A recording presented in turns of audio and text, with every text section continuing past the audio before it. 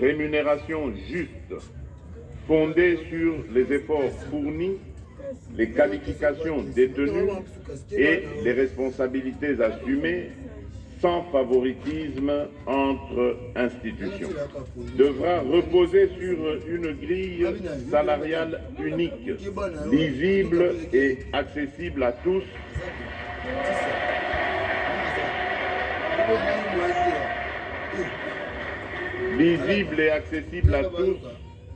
prenant en compte le grade, l'ancienneté et appliquée de manière uniforme, devra attirer et retenir les compétences grâce à des incitations motivantes et compétitives, devra s'inscrire dans les limites des capacités financières de l'État en adoptant une gestion rigoureuse et responsable des ressources, devra standardiser les primes de manière transparente et équitable en évitant les écarts excessifs entre ministères ou services publics. Devra intégrer un mécanisme de redistribution équilibré, répondant aux besoins spécifiques de chaque secteur tout en maintenant l'harmonie de l'ensemble.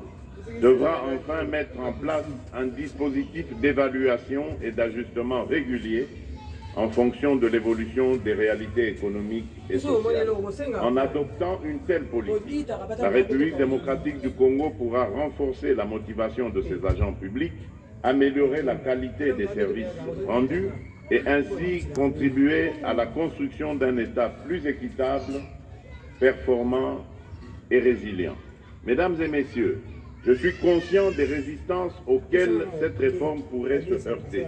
Des intérêts particuliers et des réseaux ancrés dans le statu quo tenteront sans doute de freiner ce processus salutaire. Il est temps que la loi des puissants ne prime plus sur la justice due aux plus modestes. Je m'assurerai personnellement de la mise en œuvre de cette réforme. Notre administration ne peut rester otage d'inégalités héritées du passé.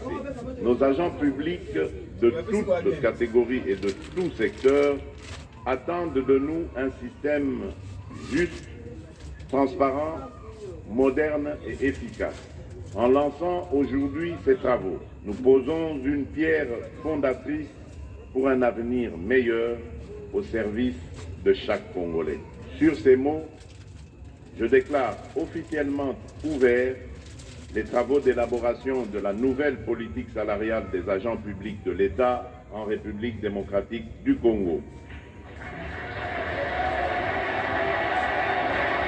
Malgré les difficultés que nous avons